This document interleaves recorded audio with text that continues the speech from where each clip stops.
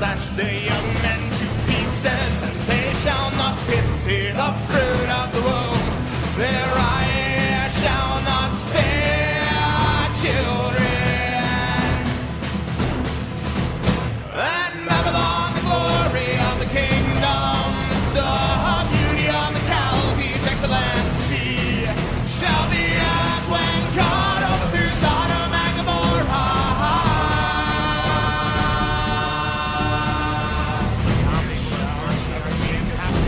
Neither shall it be dwelt in from generation to generation. Neither shall the Arabian pitch tent there. Neither shall the shepherd's house of gold. But wild beasts shall take lie there and bring them. Hello, good morning. Welcome to Line by Line Bible Studies. We're continuing today in the book of Genesis. We're in chapter 14. Let's pick it up with verse 1. Oh, I'm going to get to say Chedorlaomer a lot of times. Chedorlaomer. Maybe I should call him Chedorlaomer. Chedor.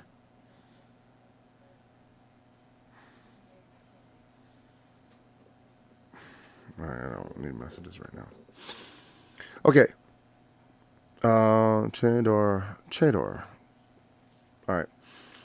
And it came to pass in the days of Amraphel, the king of Shinar, Arioch, king of Elasar, Chedorlaomer, king of Elam, and Tidal, king of nations, that these made war with Bera, king of Sodom, and with Birsha, king of Gomorrah, Shinab, king of Admah, and Shemember, king of Zeboim, and the king of Bela, which is Zoar. All of these were joined together in the vale of Siddim, which is the Salt Sea. Oh, I just realized. No, that's the right microphone. Okay. Which is the Salt Sea. 12 years they served Chedorlaomer, and in the 13th year they rebelled. And in the 14th year came Chedorlaomer,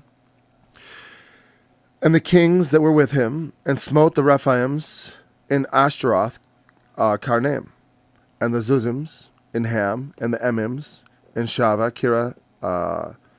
Kirithaim, and the Horites in their Mount Seir, unto El Paran, which is by the wilderness.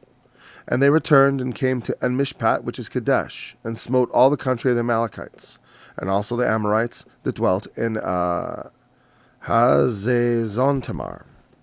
Don't know these places.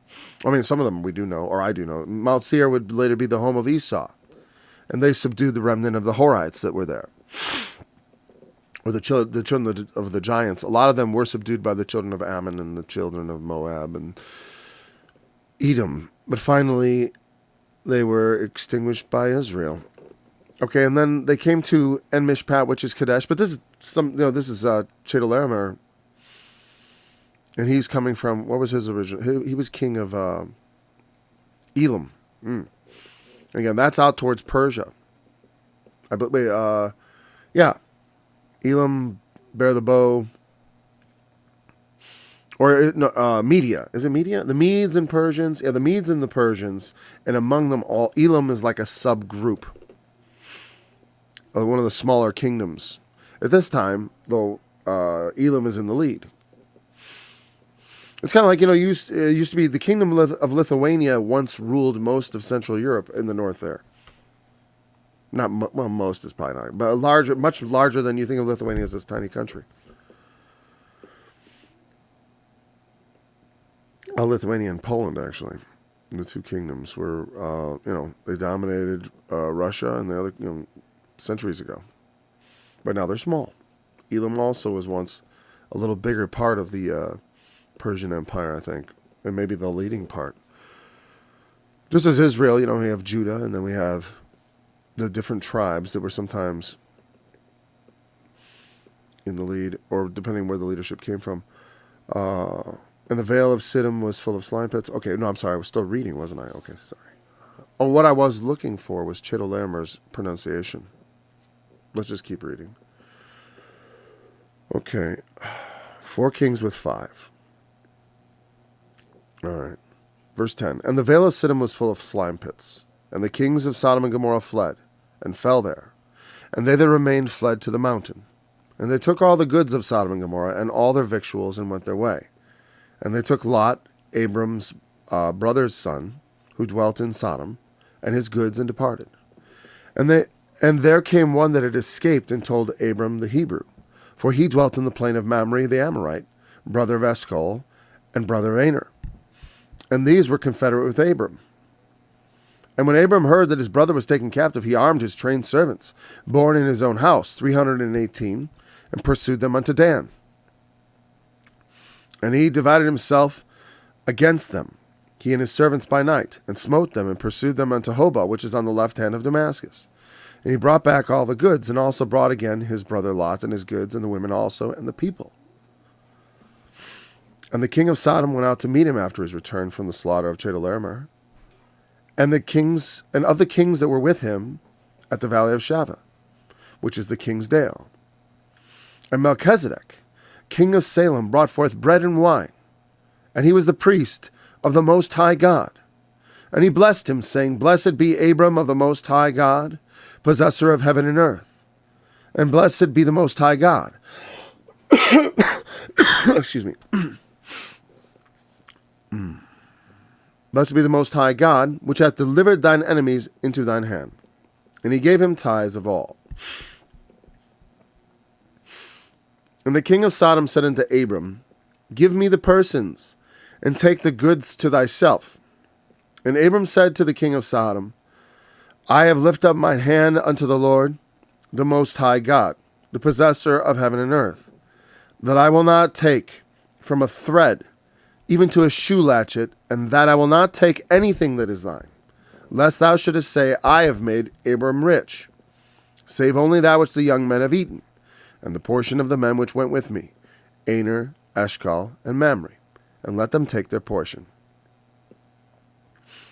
I think we're going to read the next section after we discuss this part, because it's going to make more sense that way. Because the reading will be too far apart from the subject. Just a few things on the end of this chapter, right? We get the part now.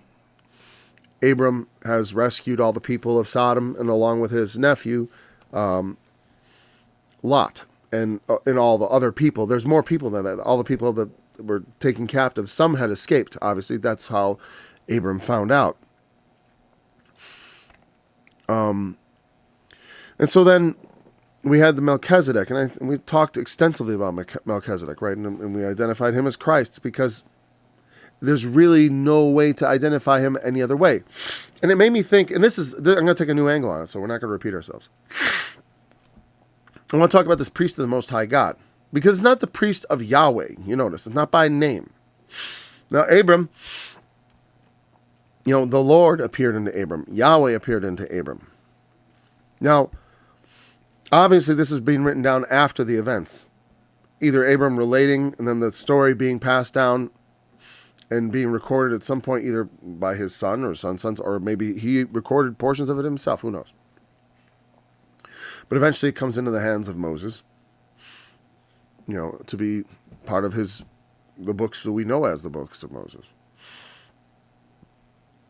But, why am I way down here? But priest of the Most High God. There's a thing in the book of Acts where, and I refer to this frequently, right? About Cornelius. And because, to me, it's significant. He's a Gentile, and also of my own, I originate from the same people, in part. So I have some affinity with it. As far as I'm look at a Roman centurion. So he, what the Lord says about him is that what Peter realizes, what God had showed him through his experience with Cornelius, was that those that fear God and do righteousness are acceptable to God. And also, like when Paul goes to Mars Hill, he sees among all the devotions there, one that is inscribed to the unknown God. He says, this is the God I'm going to talk to you about. Because all the other gods are images of things. And even when we talk about God, we're creating sort of an image with words. We have a picture, not a visual picture so much, right? I mean, somewhat because of the incarnation, we have somewhat of a visual of the Lord. But when I talk about understanding God and having a vision of God, It has to do with what God has revealed himself to be to us, obviously. We know God through what he has revealed. Just as Abraham got to know God through the revelations that God gave him, because God appeared to Abram. And that is going to be just like when he appeared to Moses, that's going to be a major significant thing. It doesn't happen every day. It doesn't happen to everyone. In a lot of the story, the Lord doesn't just keep appearing to everybody and telling them what to do. Abram is he is the father. That's why he's called Abram. I was about to go Abraham, because we'll learn about what that means later. Let's just save it for then, right? But the idea that apart from this covenant of Abram, that God is I think the reason why do we see Melchizedek here? Why at the founding of the Hebrew nation, or the Israelite nation, which is not the Hebrew nation, but when from the Hebrews is being taken the heir nation, Abram and I want to know if that was a test. No. I need to keep a watch on my phone, because I have to end this punctually. Okay, but there are all kinds of gods people could worship, but when you get the right idea of God, that like it says, before Abraham, the promises of Abraham, even sort of Paul uses those to demonstrate the ineffectiveness of the law ultimately. Because the promises of God are superior, and they're before the law. And they're they came first, and therefore are preeminent. But also, the worship and knowledge of God Most High, of the true God, it's not unavailable to men.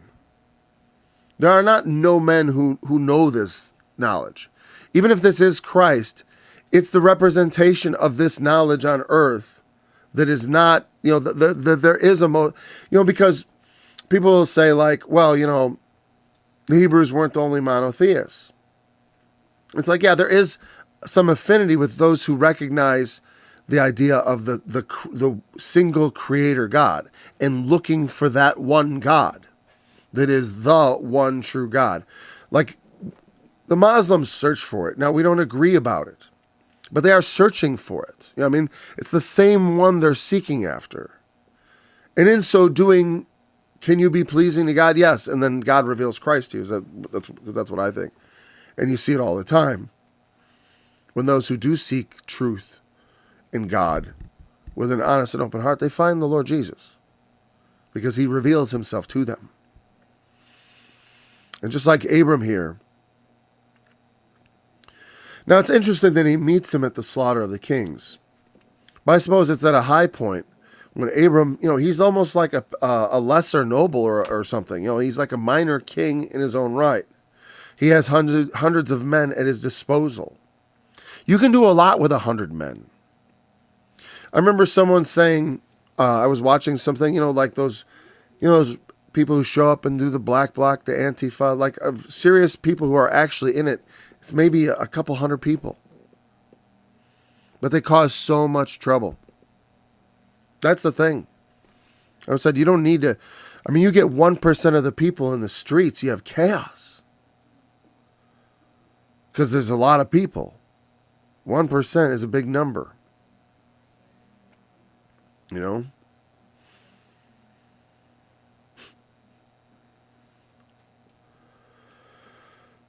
All right, so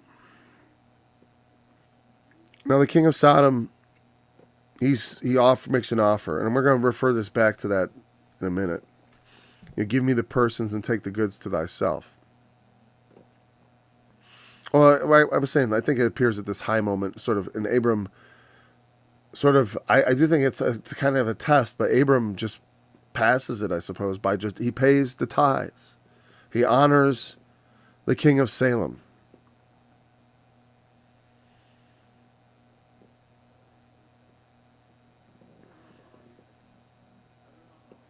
Melchizedek meaning, I didn't mention this because I guess I always assume we're all at a sort of a higher, because I know many of the people who study with me, I assume they know these things from either previous studies or they themselves are kind of well studied.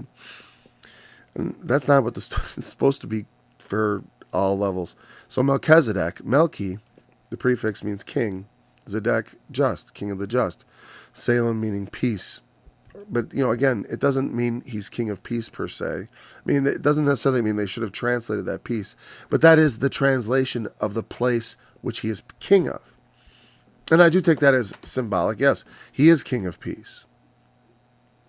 We call him the Prince of Peace. And he brings forth bread and wine, of course. Priest of the Most High God, who may offers things on our behalf that we may, including his own life, that we could be made acceptable before God. As Abel offered an acceptable sacrifice, Christ offers a sacrifice that speaks better things than Abel, as it's written. And it's founded on, as Paul would say, a better promise also. Because the promise to Abraham is, you will be a great nation, and I'm going to bless everybody because of you. He doesn't specify that part. The part he doesn't specify is almost the best part because he leaves it wide open. Well, what's that? What's that blessing? It's that promise of everlasting life. What did Jesus say? If you come to me, I'll give you water. I'll give you water that you drink, you never thirst again. I'll give you water that will be in you, a well of water springing up into everlasting life. I mean, I had a dream like that once where I was in the tribulation and there was no water and I had a jug of water in front of me, a jug for water.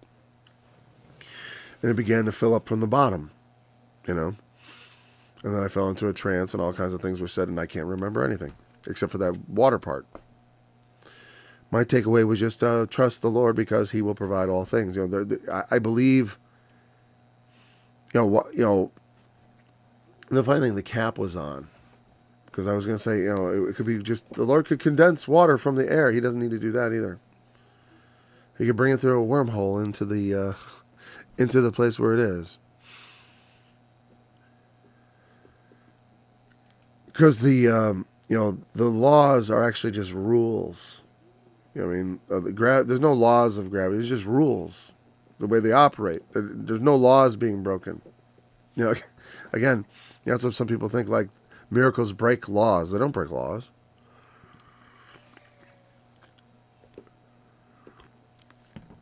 Not the laws of physics. They break generally except things that we look at as being repeatable, experimental on our end. To say that it breaks some sort of law is to not have the idea of God properly in focus. Basically, it's just a pure, basic lack of understanding of what the nature of what you're dealing with is. Because they're not laws; they're just things He upholds as the truth. All the factors, like how strong should gravity be? It could be any strength, really. That's the thing. But it is a particular strength. Doesn't have to be that strength. It could be reversed and made to repulse everything. You don't think so? Oh, yes. Well, it says when you have access to the true levers of what is really running things, what are things really made of? All kinds of possibilities come into being. When you consider, so you're not talking about just 3 physical dimensions even. Anyways, I'm really just off the thing. Well, Most High God, Melchizedek, and encounters with the supernatural. The thing is, though, about this thing with Melchizedek, well, again, in the New Testament, and I agreed, there can be Melchizedek must be Christ because otherwise there is one greater than Christ. Essentially. To whom Abram paid tithe, and your father Abram rejoiced to see my day, and he saw it and was glad. Then Christ was claiming to be Melchizedek. Or I jumped too far ahead. So, and then, Abram doesn't want to have this appearance, and he goes quite into, he said, I lift up my hand unto the Lord. The Most High God. He identifies Yahweh with this Most High God. Because the Yahweh, the God he has personally met, is that same God which can universally be met. You know what I mean? Meaning, every man, I guess I'm taking it from this, but we can encounter God. Abram encountered the priest of the Most High God separate from the appearance of God. I mean, because God is in the world.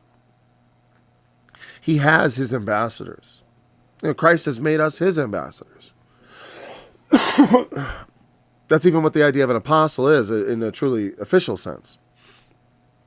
But we all have our own small role to play. You know, just as Paul couldn't have done a lot of his ministry without the support he had from people.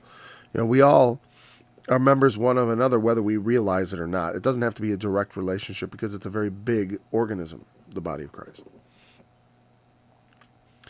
So he has said to God, the possessor of heaven and earth, that he would not take anything. And he's very adamant about this. Lest you should say, I've made Abram rich. That's not going to seem too offensive to the king of Sodom, but on some level, it's kind of like, why would he make this vow? Well, because he probably knows the men of Sodom are wicked, evil sinners. And, you know,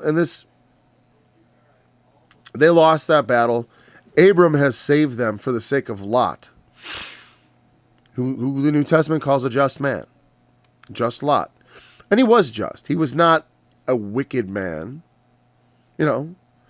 But again, all those things are said with a little sprinkling of grace, because in fact, no, it's more like a smearing. Where's the butter knife? You know what I mean? Grace. Everything's got to be smeared with grace, because otherwise, man cannot appear before God as anything like just. There's not a just man upon the earth that doeth good and sinneth not. And Lot pitched his tent toward Sodom. Not exactly a sin, but a bad decision, you know. He saw that. It was pleasing, you know, just like pleasing to the eye. He saw the good of it, but he also saw the evil of it. And he got a little too close to it. And it cost him. It cost him his wife. You know, I mean, we're not spoiling anything. Everybody knows how Sodom and Gomorrah goes, right? He only wants to take that which the young men have eaten. And then Aner, Eshcol, and Mamre, let them take their portion, meaning the Amorites who had been with Abram, if they want to have something for this, some portion of it, because they had not been damaged, right? So that let them have some reward, whatever proportion they are due of this. But I will not take any of it. I will not take any of it. Because the king of Sodom was very thankful, you know, appropriately so. Just take everything. Just let me have my people back. As we realize, they strongly value people in Sodom. They really like to get to know you. All right, okay. Chapter 15. After these things, the word of the Lord came unto Abram in a vision, saying, Fear not, Abram, I am thy shield and thy exceeding great reward. And Abram said, Lord God, what wilt thou give me, seeing I go childless? And the steward of my house is this Eliezer of Damascus. And Abram said, Behold, to me thou hast given no seed, and lo, one born in my house is mine heir. And behold, the word of the Lord came unto him, saying, This shall not be thine heir, but he that shall come forth out of thine own bowels shall be thine heir. And he brought him forth abroad and said, Look now toward heaven, and tell the stars, if thou be able to number them. And he said unto him, So shall thy seed be. And he believed in the Lord, and he counted it to him for righteousness. And he said unto him, I am the Lord that brought thee out of Ur of the Chaldees, to give thee this land to inherit it. And he said, Lord God, whereby shall I know that I shall inherit it? And he said unto him, Take me an heifer of 3 years old, and a she-goat of 3 years old, and a ram of 3 years old, and a turtle dove, and a young pigeon. And he took unto him all these, and divided them in the midst, and laid each piece one against another, but the birds he divided he not. And when the fowls came down upon the carcasses, Abram drove them away. And when the sun was going down, a deep sleep fell upon Abram, and lo, an horror of great darkness fell upon him. And he said unto Abram, Know of a surety that thy seed shall be a stranger in a land that is not theirs, and shall serve them, and they shall afflict them 400 years. And also that nation whom they shall serve will I judge, and afterward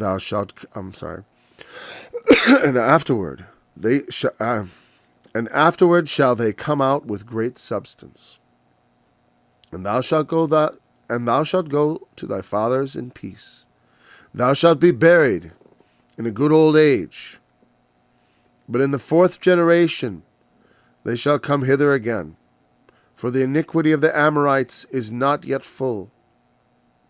And it came to pass that when the sun went down, and it was dark, behold, a smoking furnace and a burning lamp passed between those pieces. And the same day the Lord made a covenant with Abram, saying, Unto thy seed have I given this land, from the river of Egypt unto the great river, the river Euphrates. The Kenites, and the Kenizzites, and the Cadmonites, and the Hittites, and the Perizzites, and the Rephaims, and the Amorites, and the Canaanites, and the Girgashites, and the Jebusites. Okay, then we get to the issue of Sarai.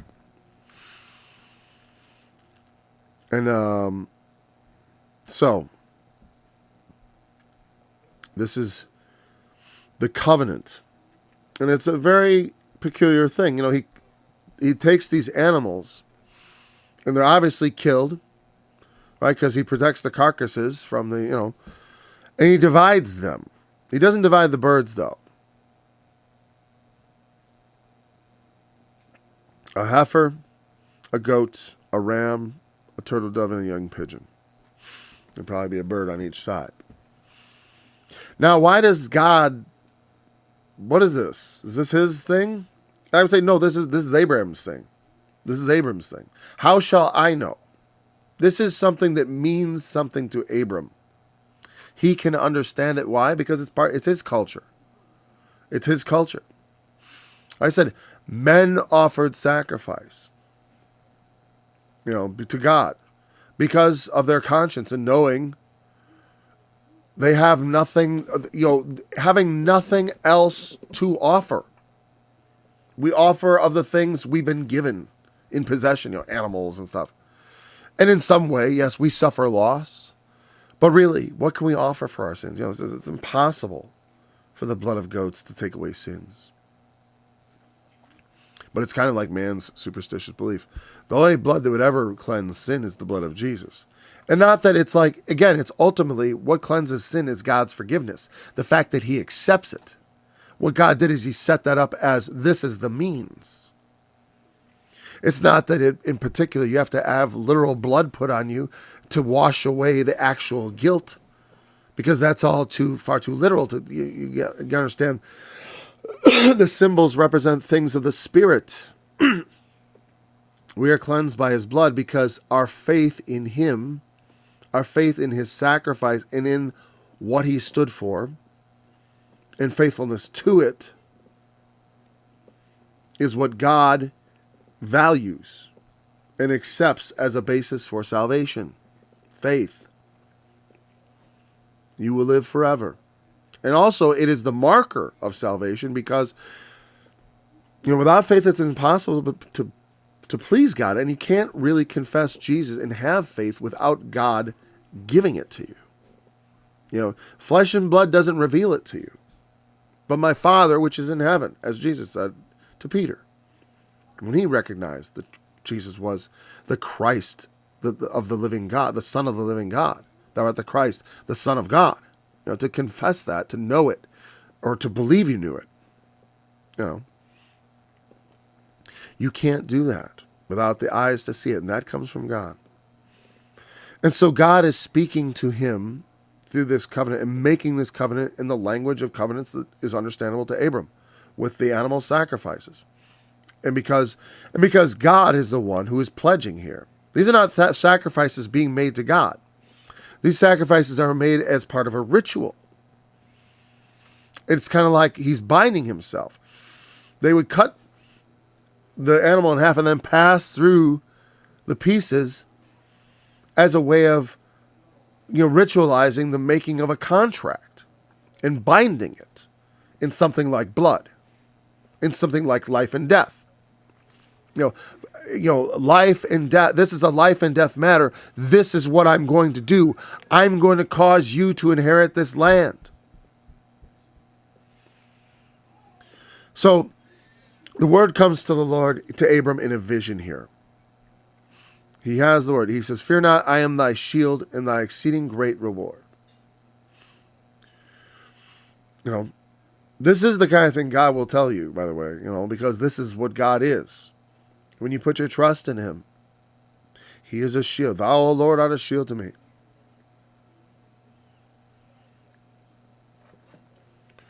My glory and the lifter of my head. What's my glory?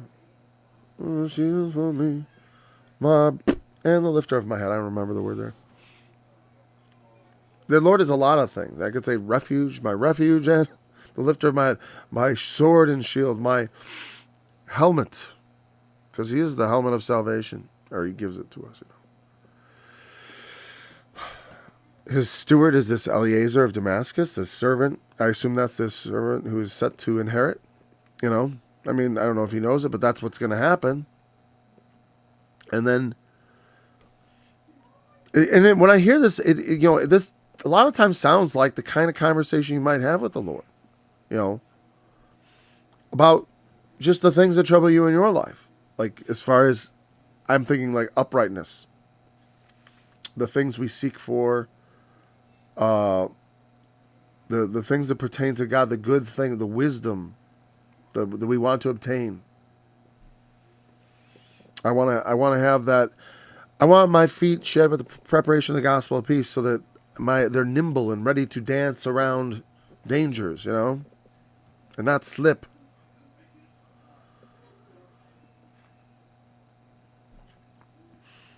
So, no seed. One born in my house is my heir. And then the word of the Lord comes to him again.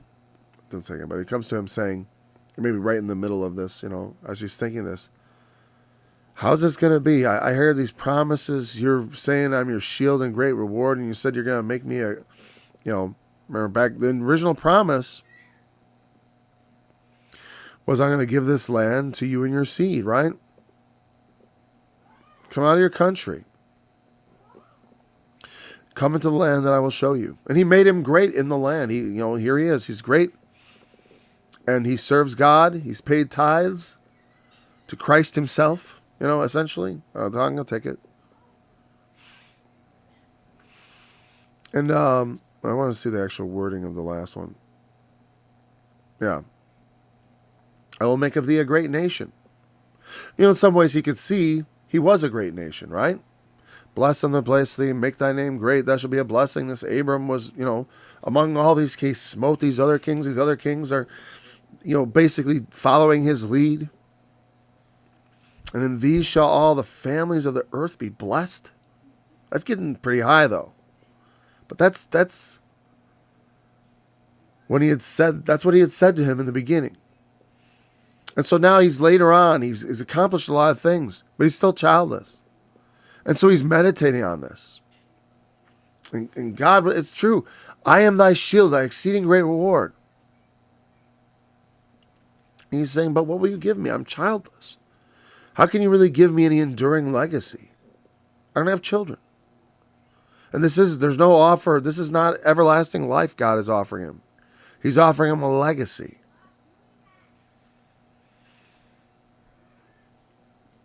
You know?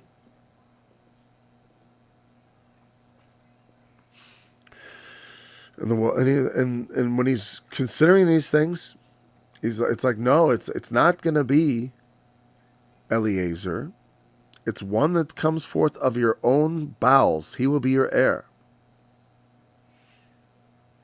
And then he brought him forth. God leads him out from where he is. Again, this is all in vision. Or, yeah. And then he wanders outside and look toward heaven. Tell the stars, if you be able to number them, so shall your seed be.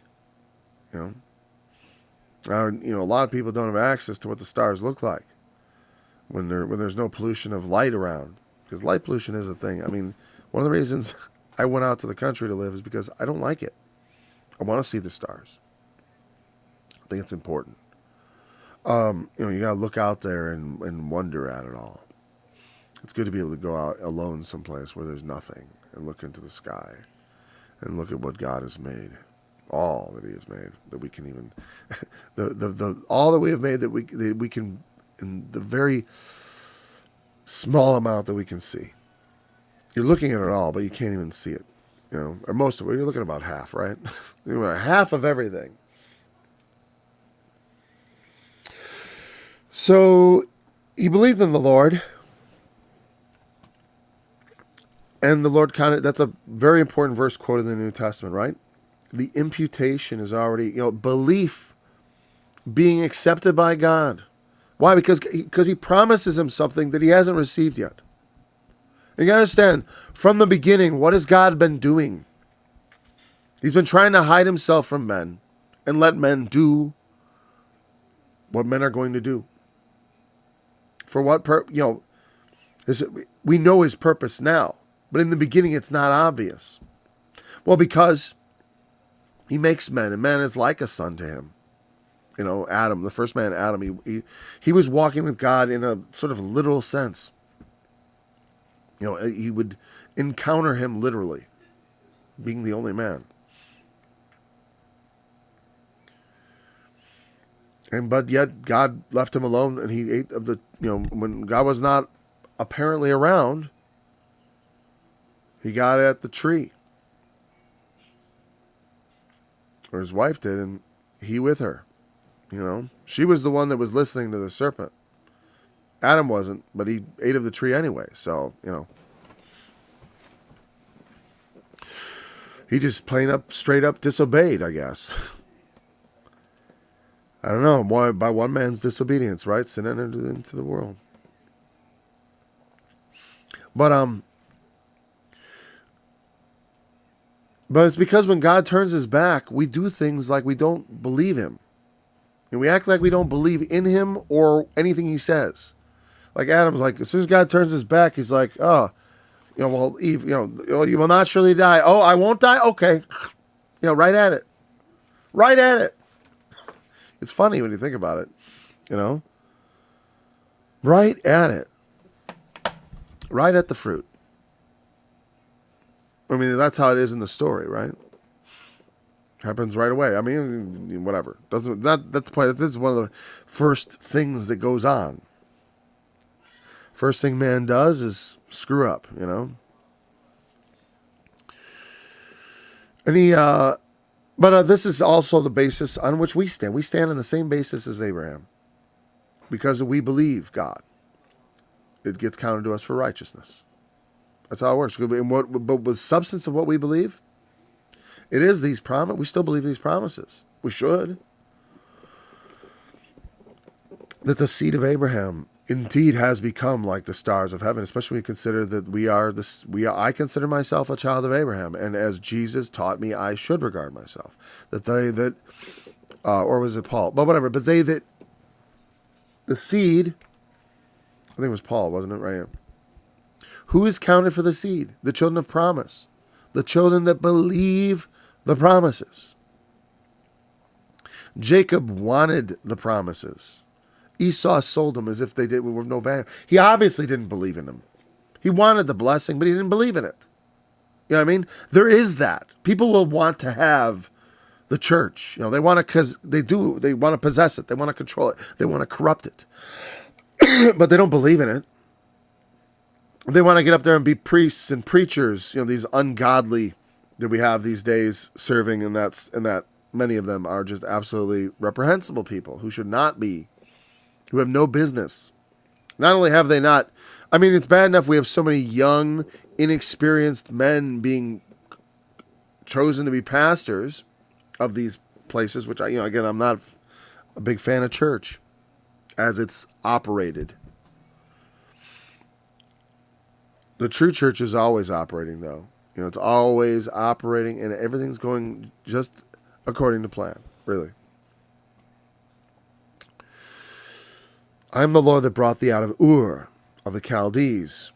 Again, later on, what he says I am the Lord that brought thee out of Egypt, out of the land of bondage. I am the Lord. But he brought Abram out of Ur to give him that land to inherit it. And then so he says, okay, I believe you, but how shall I know it? Okay, what does that mean? Did he not believe? I love this because it's very comforting, because it's a lot like, Lord, I believe, help my unbelief. He believed God, but he still probably doubted a bit. He went. He laid with Hagar. They went ahead and did that because he did believe God. But he also, had a human vulnerability. Doubt. Can you make me more sure? What can you do to assure me? I don't want to doubt you. I think that's a legitimate thing to say to the Lord. Lord, I do not want to doubt you. If there's something you want me to know and believe, please show me. You say that. Again,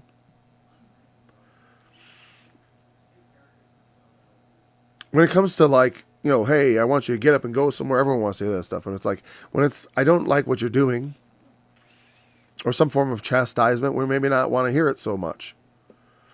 Or maybe we should just get our acts together so that the Lord doesn't have to speak to us. Because in a way, when God, if you are without chastisement, you might be a bastard, but you also might be listening. You know what I mean? I'm not without, I know I'm with chastisement because I've had it in the past.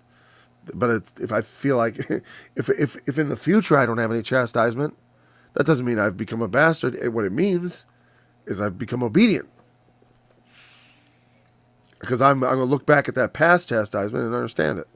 But I can't read this any other way than a hint of doubt. I'm not trying to cast aspersions at Abram, but, hey, he wants some confirmation. And the Lord does not turn him down and say, how dare you doubt me? Isn't my word enough for you? What do I got to do? Go, walk through some dead animals to something you are going to understand and as far as how to make a contract? Okay, we'll make a contract. I'll formalize it. And if you think about it, what could you ask more of God than he would come down as a pillar of flame and walk between some dead animals? That's seriously religious. As far as that's, you'd be looking, that's memorable. You want to talk about having a vision of God? About that time, I sacrificed those 3 big animals, and he came down in a pillar of fire and smoke or whatever, and passed through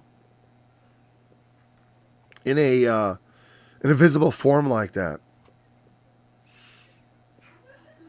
And also to confirm, yes, what I say to you, I want you to believe it. I want you to trust it.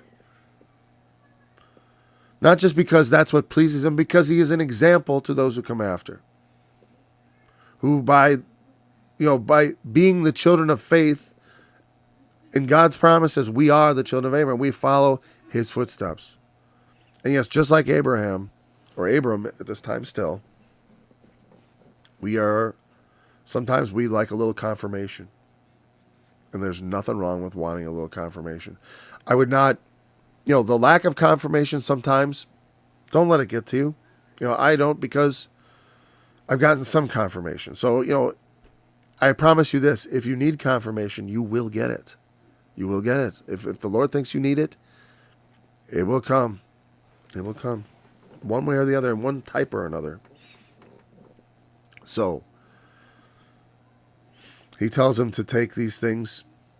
And so he did it. He didn't, it doesn't say the Lord explained what to do. Apparently, Abram knew what to do or whatever, but he divided them in the middle and laid, dividing a carcass is one of the things, you always split the carcass. You have a side of beef. It's a normal thing to do when you kill an animal. You do divide it. And so what does this contract, what does this symbolically mean? I haven't researched this, but what it says to me symbolically, it seems to me like it's going to be very simple.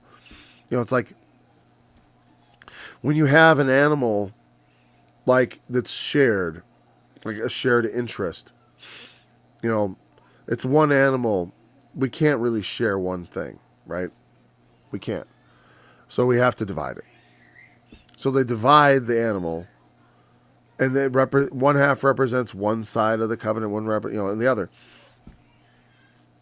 And the passing through, I suppose, is some way of saying of uniting it in purpose or something. I don't know. I remember hearing someone explain this once about the cutting of a covenant. In fact, that's the verb you use to make a covenant, because the covenant has to do with this idea of, the splitting of an animal's carcass and walking through it as something symbolic of the contract being made, right? So he does this and lays these, lay them next to each other. It says against one another, but again, that means juxtaposed. So there'd be a space to go through. And then carrion birds came, and Abram drove them away. And when the sun was going down, a deep sleep fell on him. And then a horror of great darkness. I'm going to look that up. We're in chapter 1. What is a horror of great darkness? We got some time. I can remember to end a little early because I don't quite have as much time. Oh, no, I do have as much time as I think. Okay.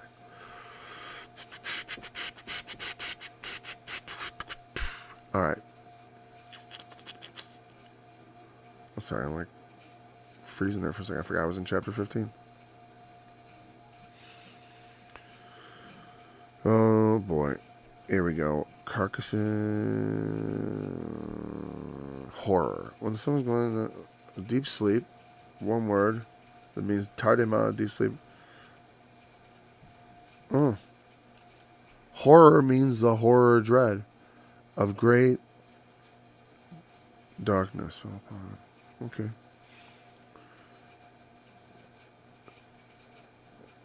Terror, dread. It's used in a lot of places. I guess how much?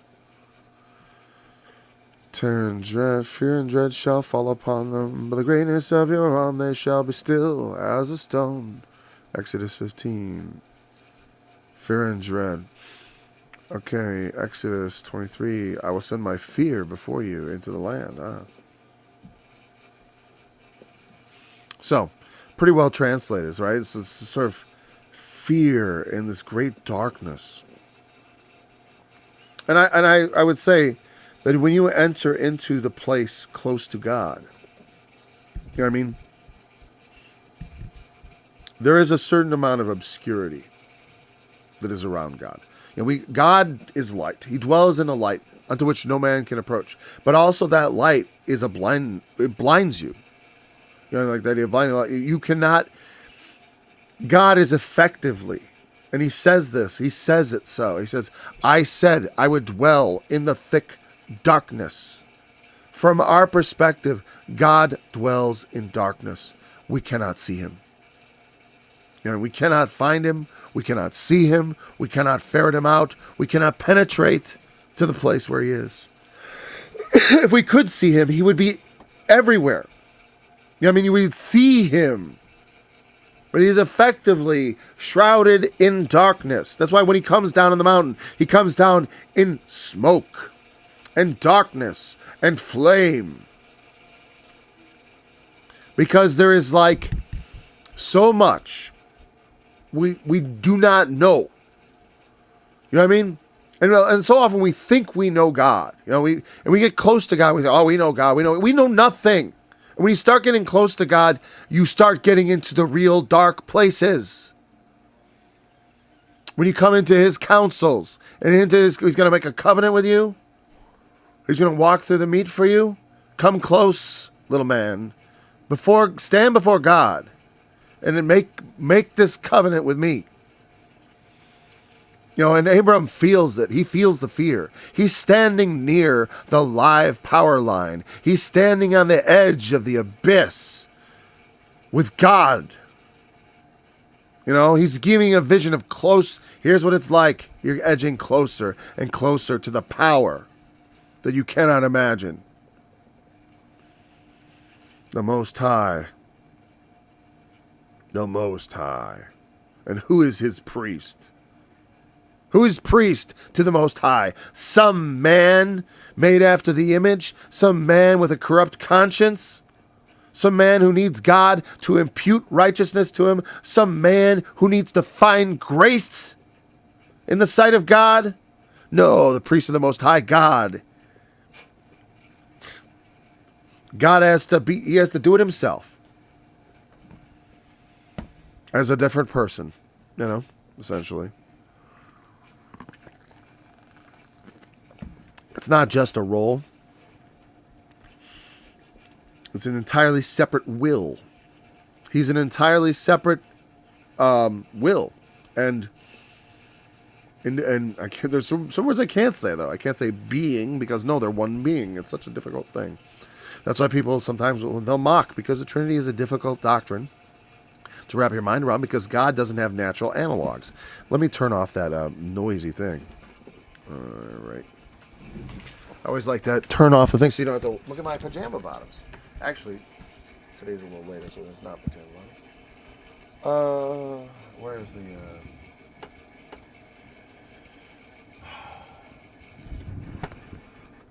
There we go. Sorry about that. I should get a different video card is what it is. Oh, that's the video card itself that does that. And I've cleaned the fan and stuff. It's not balanced properly or something, right? Okay, so here we are. He enters into the darkness. This darkness comes up. It means because God is coming, His presence is drawing near. And when the presence of God draws near, you're coming through stuff that people, you have to penetrate stuff that people don't get to see. And you come to places where, if you could see it all, you'd be dead. Because human flesh is not designed to encounter the presence of God. I assume that the radiation alone would just destroy you. If he were to be fully unveiled. Flesh and blood can't, what kind of power is he? You know what I mean? If the sun is dangerous, God is extremely dangerous. That's why we fear him. Because he's dangerous, period. Again, not because he's malicious, not because he's evil, but he sure is dangerous unless you're a fool. So yeah, he lays out the animals, and then the darkness comes, and God after it. God himself. It should terrify when you think about it. People always think about, I want to meet Jesus. Yeah, I want Jesus to come and say hello. I want the ambassador. I want to meet Melchizedek, pay him my tithes, and have him intercede for me to the Most High God. Because flesh and blood is not, flesh and blood cannot inherit the kingdom of God. When we will see him when we are as he is, and then we'll be able to, not without fear. Maybe without fear, I guess, right? I don't know. Do you ever stop fearing God on some level? Right? My kids never stop fearing me. That's good. They're not living in fear of me. It's different. All I mean is that they have that baseline respect. They're like, well, we wouldn't want dad to do that, would we? You know? No, so we honor his wishes. We honor God's wishes, and we don't live in fear because we honor you, Lord. Or why would we live in fear of you? You're our benevolent Lord. And we respect your wishes and your desires, and we live according to your precepts. So why would we live in fear? Because we know your fear. We live out your fear by behaving in accordance with the image that's been given to us, and which is growing in us as Christians, actually, in that image of God. Man was created in God's image, but we've become corrupt. We've corrupted ourselves. We've allowed our passions and lusts to corrupt that image of God. But when we take on the nature of Christ, that image gets recreated in us and ultimately formed into that perfect man, which is Christ. And we grow up into him, as it is written, as it's promised in the New Testament. And so in the darkness, he tells him some of the dark things. Your seed, know this. He's like, I'm about to bless you, but I want you to know something also. Your seed shall be a stranger in a land that is not theirs, and shall serve them, meaning the people that do own the land, and they shall afflict them 400 years. And also that nation whom they shall serve will I judge, and afterward they shall come out with great substance. And thou shalt go to thy fathers in peace. Thou shalt be buried in a good old age. These are all things, these are true, things you can believe. Tell them some of the negative things up front. This isn't going to affect you, but they're going to be, this is going to be told. And again, if this is known, just like Christ, when Christ came, they were expecting a Messiah. And when Moses came, like God said, I heard the cry of my people. Maybe this was known that they would serve. Well, it should be, because Abram knew it, which means Isaac knew it, which would mean that the rest of the patriarchs had to know it on some level, that this prophecy had been made. But then again, it's like it says. Does it say when that starts? Thy seed shall be a stranger in a land that is not theirs? Well, when they first go down to Egypt, Joseph is in charge. It doesn't seem like a bad thing. But it does go bad after a while. And so it was not, they didn't see it coming.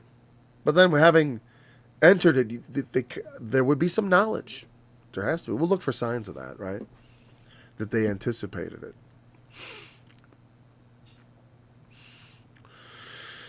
Okay, and God's going to judge them. We know that's Exodus. We're going to read about that in Exodus when we get to Exodus.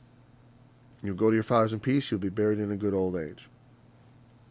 But in the fourth generation shall they come hither again. Again, after. Don't. You can just send a text. Don't do that. Anyways, don't actually ring the phone. All right. But in the fourth generation they shall come hither again. Okay. That was just my notice to wrap things up. Okay. For the iniquity is not the Amorite. And part of the reason is given here. Why are they going to be a stranger in the land? Because, the iniquity of the Amorites has not come to the full yet. Because for Abraham to possess the land, some people are going to have to be dispossessed. And God has already marked the Amorites. But they're going to fulfill their iniquity. Again, it's like God doesn't punish the children for the sins of the fathers. But the children who follow in their father's ways, like I sang in my song, hell is the place if you follow your mother's ways. In my arms is your place, on down in hell. If we follow the ways of our fathers, the wicked ways, we will suffer the wicked fate that maybe they didn't even have to suffer, but will come on the final generation often. Or in here, again, in the fourth generation, though for many generations would be afflicted for hundreds of years, live and die in slavery.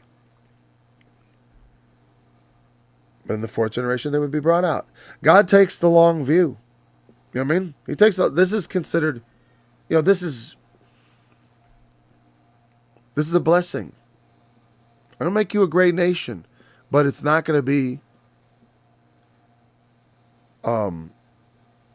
without, I don't know what I'll say without cost along the way. So, anyways, we'll pick it up verse 17 tomorrow. Thanks for joining me. We'll be back again, and if there's anything more to say on that, I think we've covered that. Whatever, we'll think about that tomorrow. Until then. Boats also shall dash the young men to pieces, and they shall not pity the fruit of the womb. Their